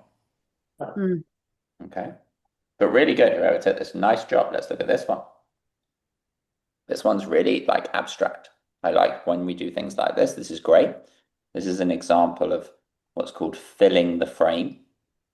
Filling the frame is when we fill the frame with the entirety of the object, not showing the whole thing, to leave something up to the viewer's interpretation. Feel free to shout out if this is your picture, but I have no idea what this is. Is it grates on a window? Is it part of a sidewalk? Is it steps on an escalator? I don't know. But often, if we can make people look at art, this one just plays into the same repetitive horizontal line theme. But if we can make people look at our photos and ask questions, it comes back to that show less, tell more. This is a perfect example of that. Because it's an interesting photo, but I just don't know what it's of. And that's not necessarily a bad thing. If anything, that's a good thing. Because it makes us look at it and the lighting on it is very nice. It's kind of golden. I think it's steps or a grate of like some type of like window grill or something, but I can't tell. But that's a good thing. So nice job whoever took this on filling the frame. Look at this one. That's beautiful. Yeah. Lovely sunset. Nicely offset to the right-hand side. Look at the rule of thirds. Almost perfect here. With the oops, sorry. It's Carmel or something? Yeah, I think it's Carmel. I can't remember who sent this to me. It looks like Carmel. I think it's Carmel Beach. But well done, whoever took this, for identifying that the sunset was the hero, was the drama. It's not the beach. The beach is like helps to tell the story. And if anything, when you have landscape photos like this, often including people is a good thing. Lots of people would think, oh, I'm going to take these people out because they're distracting. But actually what these people serve to do is they serve to provide scale. So they make us, because we all know how big a person is. And straight away, the landscape just feels a lot more epic. Feels huge, feels grand, just because we have those tiny little people. You see this a lot if you ever, like, I don't know, outdoor brands like North Face or Patagonia, any of those big outdoor brands. If you see their commercials, they'll have like a humongous landscape, Yosemite, whatever, rather than the picture that they're trying to sell, the clothing will not be a close-up of the North Face fleece. It will be a teeny weeny little person wearing a North Face fleece amongst an enormous Yosemite landscape, because they're selling you the dream rather than the actual product, if that makes sense. They're like, come and wear North Face and go and hike up Half Dome or whatever you want to do. Sorry, Jean, one sec. But just to bring it back to you guys, including people in your landscape imagery is something that I would think about doing if they're there, because it helps provide this big word. This is another big photography word, which is scale. Appropriation of how big or how small the subjects are in your picture. Jean, sorry, you had a question. I like that cypress coming in on the right, and I'm not sure why. Yeah. I mean, I really like it. So I'm not gonna. I'll explain it for a second. So this and this are creating a type of frame. Yeah, and a big misconception is that in photography, a frame has to be what's called a hard frame. It has to be a doorway. It has to be an arch. It has to be shooting through a window. That works. But a lot of the time, images can be framed without the frame going all the way around the picture. This is an example, to use the technical photography word term, that what those cypress trees are doing are creating what we call a soft frame rather than a hard frame. A hard frame is something really obvious, like shooting through a door, or shooting through a window, or shooting through an arch. And this you see used again and again and again by landscape photographers. In fact, all types of photography, food photography, people portrait photography, because it's just another effective way to draw our attention into where we want it to go. I think if you took these out, I don't think the photo would be as interesting. It would still be nice, but you lose some of that context without having the people on the cypress tree. But the sky, but now just the drama is all about the sky. You could even be really dramatic with the crop and go like this if you wanted to. If you wanted to create something more abstract. But I feel like, to me, that feels like there's not enough negative space at the bottom. It feels a bit cut off. I like the inclusion of the cypress tree and the people, and like the man walking his dog. I feel like it tells more of a story. But really good capture. Nice job, whoever took this. Very good. Let's look at this one. Ooh. Another good example of filling the frame. This is taken on the iPhone. The flower would have definitely engaged here, that yellow flower. This is macro mode. It's taken close in. Big thing in photography that you will hear me and other photographers talk about is we often talk about diagonal lines. Diagonal lines tend to make a picture, especially when you're taking a picture of something static, a still life or a flower or food, they tend to make it feel a bit more alive. In fact, a great tip you can do is when you take your camera, if you were photographing for Monique's cookbook, tilt your camera a bit this way or this way. If you're taking portrait, tilt it this way or this way. Because when we tilt it, we often make it feel like, or we can find interesting angles. I'm not saying that this is better or worse than the one was there, but I want you to experiment, is when you photograph any type of still life, including floral, sometimes a tilt of the camera can help like imbue the frame with more energy, with more like dynamism. It just makes it feel slightly less static. But this is a great spot. Look, I like how everything is kind of sweeping us up to the top left-hand nodal point there. Very good. Look at this one. Good lighting. Really good use of filling the frame. Again, not showing the whole thing. Being a bit harsh on whoever took this, but remember to check the edges of your frame. Top left here. I'd probably take that out. It's a little bit distracting just because it's so bright. And I don't want any ambiguity of the eye going there. Nice job on putting the focal point kind of 1/3, 2/3 up the frame. But there's tons of pictures. Succulents, I love photographing. Look, there's the original they took actually. It's kind of interesting. And there's the crop. But there's tons of ways you could slice and dice this. Like you could do it like this, and you could put the focal point at the bottom. You could like move it up here, and you could do the focal point up here. You could twist the camera and like, I don't know, have it down at the bottom over here somewhere and include more of the things. But is that, I mean, the lines, are they leading lines? Because I feel like the lines lead away from Good the. question. Well, the assignment I gave you was not leading lines. The assignment I gave you was lines, and there's a distinction between the two. So I agree with you, Julie. This isn't necessarily a leading lines picture.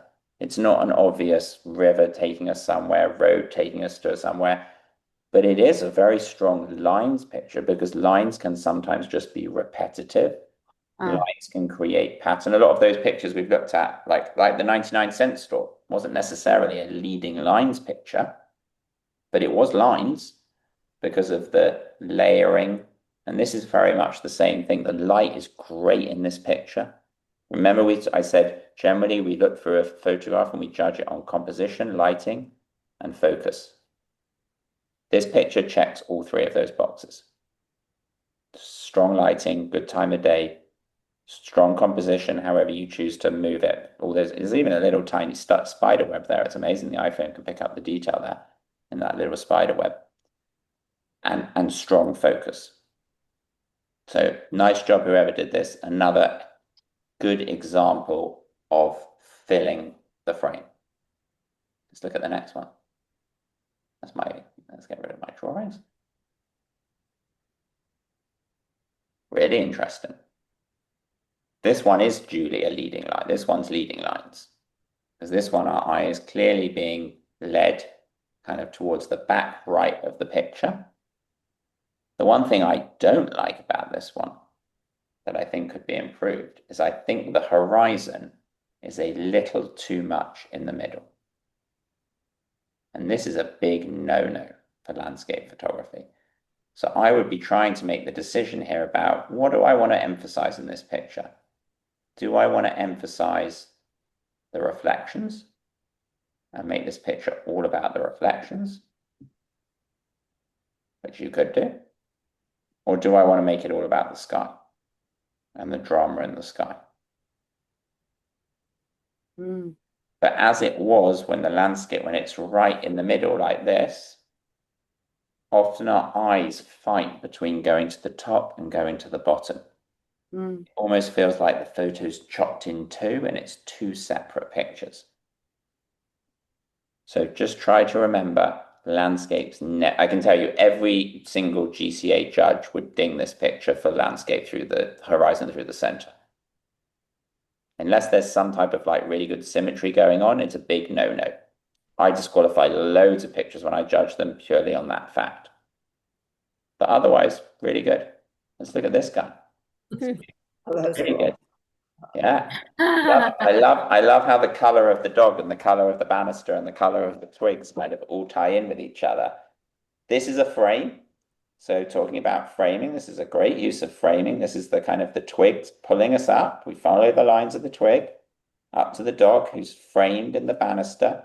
Well done for taking this and getting the dog's eyes where they weren't hidden by the rails of the banister. Because this photo, what really makes this is the fact that we can see straight into the eyes of the dog. And this photo is very well put together and composed because even though the dog is, I don't know, 5% of the frame, all of you, when I pulled this up, went straight to the dog's face. Again, me being super critical, this twig on the right, I don't think needs to be there. I probably would have just moved to crop that out. I can kind of recreate it here, but you would have had to move a little bit. But I think just taking that out, now you're really driven to the dog and its gorgeous eyes looking straight at the camera. Lighting is very good. Nice. Whoever took this here today? Yeah, me. Sorry, who's me? Lisa. Oh, it's Lisa's perfect. So Lisa, have you got a window over there on the left? Yes. Yeah. So nice side lit window, bringing in the dog. Well done. Very good. Let's look at the next one. By the way, if any of you have any comments or want to chime in on any of these, let me know. This one again is taken at that 0.5, that wide angle. Monique, where does your eye go in this picture? To the rock. Yeah. That's Kathy, where does your eye go? Mine kind of goes to the lighthouse for some weird reason. Jean, where does yours go? I go to the lighthouse too. Yeah. So regardless of whether we go to the rock or the lighthouse, the key is our eyes are anchored to the right-hand side of this picture, to the right third quadrant, this 1/3, rule of thirds. Why do you think our eye wants to go here, Julie? Because of the fence. Yeah, so what's the It's fence? leading us. Good. And what's this called? What do we call this? An S or a curved leading line. You got it. It's an S curve. An S curve is a type of leading line. Well done. So here the S line, the S curve, is taking us back here to the drama again, maybe a little bit on the boundary here of horizon, a little bit close to being in the middle. I think that could be improved slightly. We want to make it all about the fence, or that I would just probably pull this up just a tad. Oops, just a tad. But that tiny little lighthouse becomes the focal point because of the emphasis of the leading lines. Now, whoever took this, just again, this looks Carmeli wherever you are, but you could have done the opposite. Rather than shot this side of the fence, you could have shot on this side of the fence to take us through. You could have gone and stood over here and used the fence and the line of the landscape to create an S curve. You could have shot through the fence and used the fence as a frame. Just giving you ideas. None better or worse than this picture, but just the key. There's a good phrase in photography from a famous photographer that says the salvation of photography comes from experimentation. And that's the beauty of digital, is we can, even though we're going to be more intentional, we're not going to just take photos without thinking. We can still stand at a place and take 5, 10 photos from different perspectives. It's free. You can see them straight away. The only thing you're losing is a little bit of time. So I always encourage people, when you're at a scene, try to take more than one picture of the same thing by thinking about, take one and then think, how can I maybe improve this? Does it involve moving? Does it involve making the lines bigger? Does it involve changing my zoom to go to 0.5 from 1? Does it involve tapping to focus on the lighthouse? Lots of things, and I know that's a lot to think about, but as you practice, this all becomes instinctive. It's kind of like driving a car. Oh, look at this one. One's good. Really good. This one again plays into the not showing me the whole thing. It's kind of similar. You may remember I showed you the picture of like the man on the top of the line, and we didn't know where he was going in the first lesson. This is similar in that I don't see the edge of this landscape. It almost creates just this is both a leading line and a lines picture, because there's so much texture and like abstractness to this landscape. Also, this could be, I don't know, this could be a sand pit that my daughter had created lines in, or it could be a sweeping landscape. We don't know. That's a good thing. That's distilling the complexity of the world around us. That's taking things out rather than putting things in to help tell a stronger story. Focus could have been slightly improved on this one. Whoever took it maybe didn't know the focus trick, so they just pointed their camera. The iPhone's focused back here, whereas ideally I would have wanted to focus on the road here. I would have wanted a 1, 2, 3 hold on the road. Where is that? There's quite a few people who aren't here today, so maybe whoever was here. I think, I'm going to guess. I reckon that's somewhere in Sonoma or Napa, or maybe vineyards, maybe in somewhere near Carmel. But it looks very rural. I don't know the answer. Is who took it here today? Nope. So we can all guess. That's the part of the beauty of it. Let's look at this one. So with this one, let's make sure horizons are straight. Again, this one is shifting the camera. This one, let's ask Caroline. Where does your eye go? Are those like bluffs up to the right? Mm. Kathy, where does your eye go? Me? Mm. Yes, please. I would have to say the same because the waves are kind of leading towards the back mountain, I guess. Yeah, I actually think in this picture that we kind of get a bit stuck. My eye goes to the foam in the front. Yeah, Look, me too. I I go think for the phone. some it's people are like going to go there's like competing light spots. You got The it. sand in the back and then the foam in the front. So your eye doesn't really know where to go. And then you have these lines in the middle that are dark that Completely agree. It jumps around. Now, I think if we would have taken a step or two steps back here and included more of the foam and a bit more space here, then perhaps it would have worked to lead us up to the bluffs. But because of the way it's cut off, I kind of feel like at the moment this is two pictures. In fact, there's the original crop. It's quite interesting. Someone's cropped it. Hmm. I almost feel like the picture is either like that.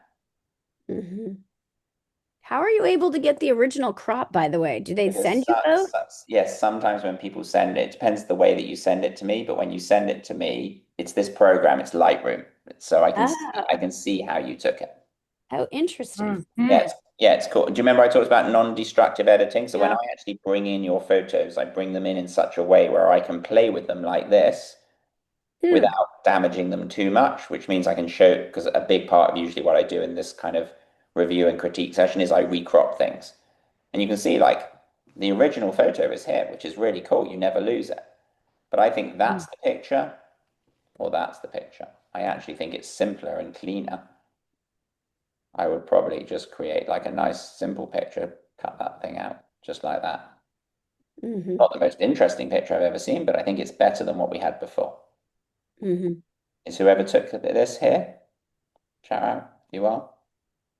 Lots of people are on here today. Look at this one. This one's interesting. Good light. Kind of like that golden New York City one we saw before. Taking us down. Lots of you got very good at finding vanishing points, taking us down to the chimney, which sits at this nodal point. Good use of light. Is the bush a little bit distracting? Maybe. I also probably would have taken this picture as a horizontal picture rather than a landscape picture. I just think you're cutting out all the unnecessary negative space at the bottom. So again, don't be afraid to flick between that. Let's look at this one. Okay. This one's pretty. Now this one, arguably that big post is distracting. But it kind of works to create something somewhat abstract. I mean, I think the aim is that your eye wants to go to the planter on the bottom left-hand corner, down there. Now the path here is not serving any purpose than perhaps taking you away from that. I don't know what's over here, but I would be very interested in taking this same picture, but coming around here and using the lines of the turf and the lines of the pavers to take you to the planter. Oh. I think that may have been more effective here. I think that post is just a little bit too distracting. Here's our friend again. Oh, the frog. So it's the same one. Here's the whole thing. That's great. Who took this? No one's here today. There's lots of us Keep here. losing people too, so who knows if they were here earlier. Yeah, I know people are dropping in and dropping out. So but people have got the recording. But again, this is a great capture, but this is the perfect exemplification of when we use that 1, 2, 3 tap to hold. Again, is the frog a little bit too central in the composition? Maybe. I probably would have put him a little bit more on the bottom right, so like he was growing into the frame. But it's a great capture. Now again, maybe if you were really far away from the frog, now we know as well not to pinch, pinch, pinch, because the quality of the frog is going to get worse. Instead, we're going to turn our wheel to zoom in on him. But really good. Nice job, whoever caught this. It was really very good. Look at this one. Okay, now you guys are getting good at being judges because you're listening to me. What gene do you think is the negative about this one? Well, the horizon's in the middle. You got it. So that's the biggest. So the horizon is smack bang in the middle. And that bright sun is just poking in the top left-hand corner, which is distracting. Because ideally, the magic in this picture is actually the lovely light in here and the sky and some of the sky. This is all, we don't need it. We don't need any of this. Yeah. Again, look how almost all of you took your photos portrait. Almost every single one, like 95%.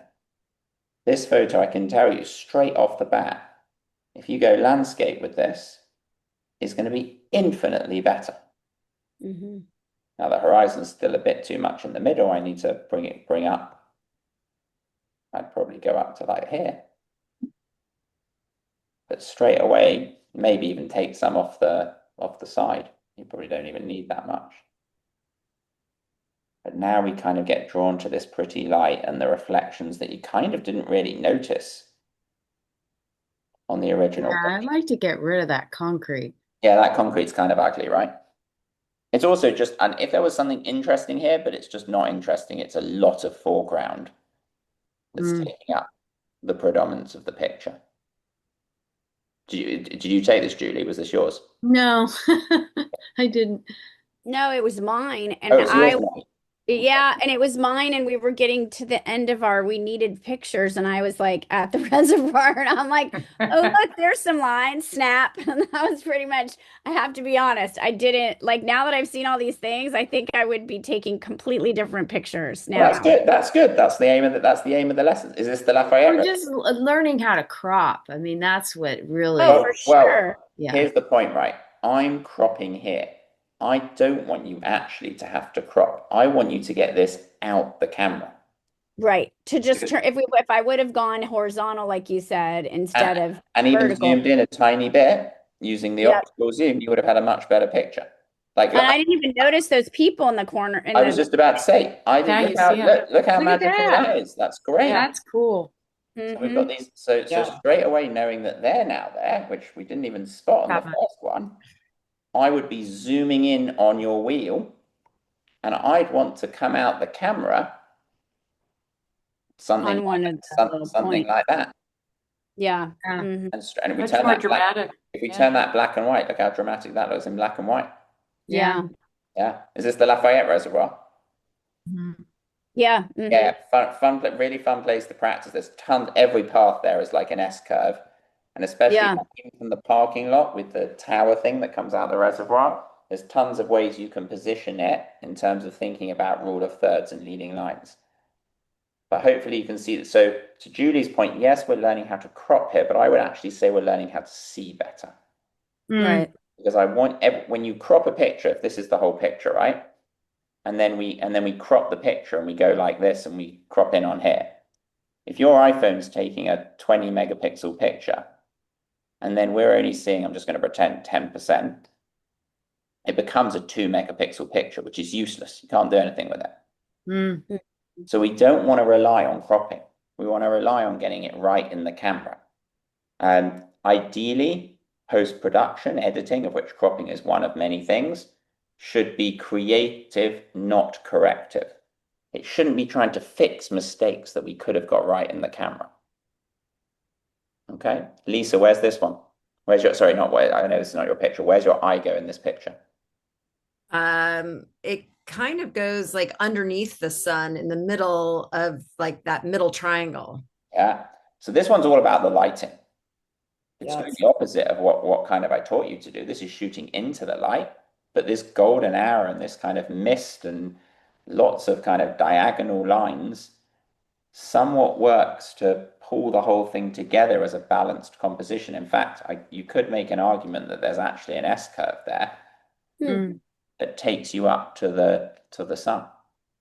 But really nice use of light. Well done, whoever took this one. This is very creative in terms of getting it, like thinking out the box, blocking the sun, waiting till the right time of day to produce something really interesting. Back to our train tracks. Right? Horizon, a little bit too far in the middle. I think here, I'd be coming, again, you can zoom in with your camera, I'd probably go like that. It's going to be a bit fuzzy, but that would probably be the picture that I would go for. S-curve, please don't get run over by the train. Are those kind of orange poles? Yes, a little bit distracting. But I think the original crop here, even going landscape, actually, would have worked here. And zooming in, or just saying I'm going to make the train the feature and kind of lean a bit more into the sky. You could have gone even this way. Oops. Sorry, my zoom keeps on jumping today. But what you're seeing here is there's lots of different ways to basically take the same picture. Ooh. Which is great. This is a great, I told you last time, don't forget to look up. This, when you walk past it, it looks like nothing. Straight away, getting up close to the trees, they almost look like fingers branching up, right? Like clear vanishing points coming up to the sky. Focus could have been better, whoever took this one. Are you here, whoever took this one? No, well, focus could have been, I think, a little bit sharper, and I would have probably got my new technique that I've learned today, and I probably would have focused about a third of the way up the tree with my yellow square, like right here. It's focused, it's just not as sharp as I think you could get it. But the key here is the shifting of perspective, is the looking up. But this one. I'm gonna go a bit faster. I'm gonna do a speed round because I'm gonna run out of time here. Vanishing point, symmetry, great lighting, good dappled light. Could have maybe improved this by going lower, but otherwise really good. Look at this one. I think this is the same person who was at Carmel Beach. Vanishing point. This one I probably think we could have narrowed down. It's nice to see the ocean, but I could have made this all about the dog. Especially if I would have maybe moved a tiny bit to the left and taken out that railing, then the shadowing and everything here is creating a really interesting frame to take me to the subject, which is the dog. Whereas on the original, it's a nice picture, but there's lots to look at. The dog, the sign, the people, the ocean, the trees. I think we could simplify it down. Great use of S-curve on this one. If ever you guys are in, I don't think this is it, but if ever you're near Stanford, there's a great cactus garden at Stanford. It's really fun to go and photograph right in the middle of the campus. Kind of a bit like Ruth Bancroft, which is closer to you guys in Walnut Creek.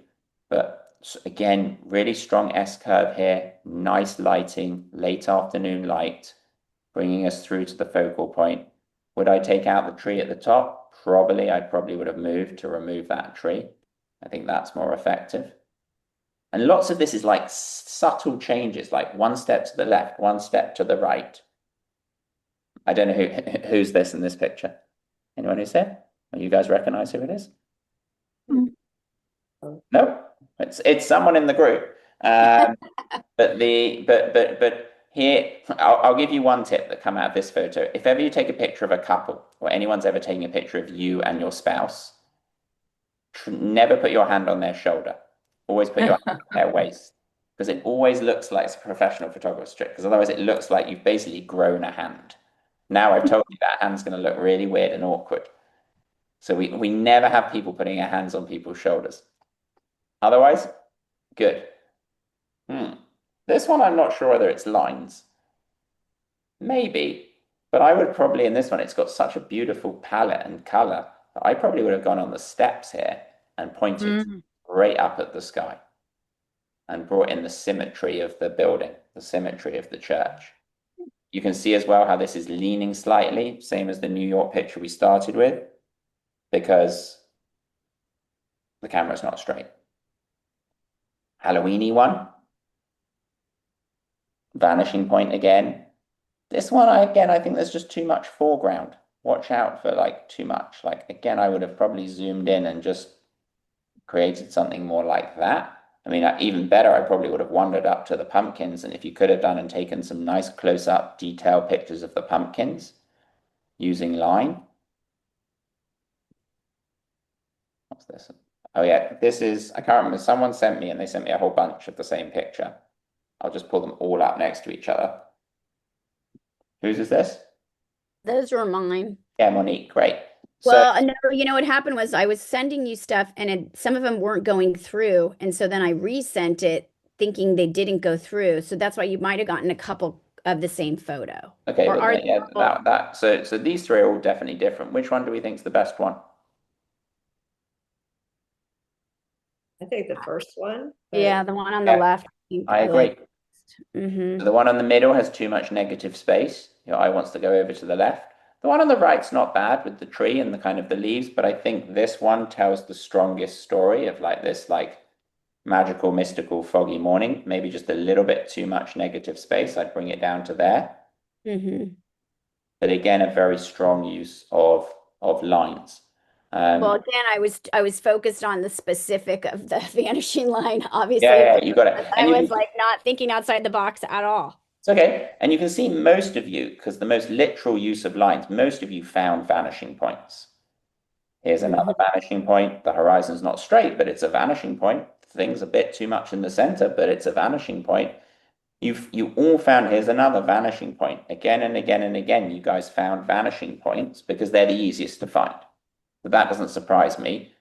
But make sure you don't put like compared to that, this one is much better. This one has the railing, it's distracting. The thing's too much in the center. Just moving a tiny bit straight away makes this a more effective photo. Look at this one. That's interesting. Yeah. This one is not leading lines like Julie was asking me the question about. This is just repetitive lines. I think it's looking up at some type of gazebo or Christmas light structure. Again, Someone's like really good at thinking outside the box and yeah, finding well that's interesting. so you could flip any of this round. And that's what I want, Monique, from all of you. Yeah. Is I want you to be thinking out the box. I don't want you to create the same photo as everyone else. The whole point of this 2-session workshop is to help you think, how can I make my photos stand out from everyone else's? In this case, like even picking up on this yellow line in the center of the street and tying it into the dome at I would have gone a little bit lower here. But Yeah, straight it's away, like that lines shows are leading you straight to the dome. yeah, this shows me that someone's being intentional with their photography. They're thinking about what they're doing rather than just boom, boom, boom, point and shoot. Adam, if yours aren't in here, are they that bad that you didn't put them in here? No, have I missed yours, Kathy? I didn't have mine aren't. It doesn't matter. I just thought maybe they were that. No, absolutely not. I sometimes your email may have gone to my spam. Yeah, mine aren't in either. Oh, can you guys? Yours aren't in there, Caroline. I know. Okay, if you haven't seen me bring them up, can you just re-email them to me and I'll give you some written feedback on them. So sometimes that does happen where I either miss it or usually it's that it's gone for some reason it's gone into my spam. But yeah, you acknowledged it, so I know you had them, but I just was like, maybe they were that bad. Oh, that's strange. Let me check, Kathy. That's a pretty one. We don't have to do it today because it's 11. I can Yeah. I would love feedback. So yeah, absolutely. I'll go back and have a look. Okay. Because I want to make sure everyone's getting feedback. Look how pretty this one is, by the way. Yeah, I like that. I like that. Really nice. It's all about the lighting, this one. Look at this little, this is the quality's been lost here because you've digitally zoomed. Whoever took this picture. That's why the bird looks kind of pixelated. Not bad, but a little bit pixelated. Good positioning of the bird in the eye, though. Look at this one. Great use of filling the frame. Of creating like something interesting. Like I tend to lean and I love when people create pictures like this and like this and like this because they're abstract, they're interesting, they tell a story, they make us think. So don't be afraid to lean in. We need to do it again and start and every time I want a rematch. Yeah, we can do a rematch. Every time you do this and every time we learn, the aim is that you walk away with new tools, new skills. You're just gonna remember we started off a pretty like broad base. Like my job is I had to teach you how to see first, add in some technical stuff, see first, see more, add in technical stuff. And remember I said it's like building a Lego tower. But generally, all of you guys did a really, really good job. This is the final one I've got here in the review. I'll make a note, Kathy and Caroline, to take it. Caroline, I don't think re-email yours, please. And I'll make sure, as I say, I give written feedback on all the pictures just to make sure you've got that. But overall, as I say, as a group, really good, really good. Like a really strong start. And I mean, I didn't see what you were taking before, but my hope is that you were seeing stuff better. And now, if you went out this afternoon or you went out tomorrow and you went on a walk, you're just going to get better and better and better. And that ties into that whole your first 10,000 photographs are your worst. Anyone got any questions for me? Okay, what I would say, and I don't know if Jean's the right person to speak to about this, but if you guys wanted to continue as a group, I'm pretty booked up at the moment with the holidays and different things, but I think this is a nice sized group. Like, it's not too small where we don't have enough people, and it's not too big where you all get lost. Like, everyone can, hopefully I've made this quite interactive. I'm trying to call on all of you. I'd love to do another 2 or 4 sessions with you guys, Yeah, I would do that. building on what we've done. Yeah, I was just going to ask for a show of hands just to see how many people would be interested in that. Okay, so everyone, perfect. So we got 100. When would you be available for that? So I think I can, let me send out. No, thank you. I gotta go. Thank you All right. so much. I will send out some dates. With the holidays, I know people are away and like Thanksgiving, and then we go into Christmas. I'd like to see if I could maybe squeeze 1 or 2 lessons in before the new year, because the problem is if I leave you guys for 8 weeks, We're going to forget everything. you lose a lot of them. You lose a lot of the momentum. Yeah. So what I'd like to do is I will. Do you guys like this 9 o'clock? 9 o'clock slot usually works quite well for groups because it's kind of before the day gets started and everyone's busy. Let me just have a quick look at my calendar. I'm just going to see what I've got. I could do Wednesday, the 3rd of December, so it's after the holidays, at 9 a.m., 9 to 11. And again, everything's going to be recorded, so if you have to drop off or you can't make it, like you get the lesson anyway, it's all be sent to you. But that's one possibility. If anyone has a major objection to that, please shout out. Or if there's like a big GCA show. But I could do that, and then we could do 2 weeks' time from that, Wednesday the 17th. And then we're squeezing in 2 before the holidays. Then I'd give you a break for Christmas and New Year, and then maybe we do 2 more, like as we like move into like start to middle of January. How does that sound?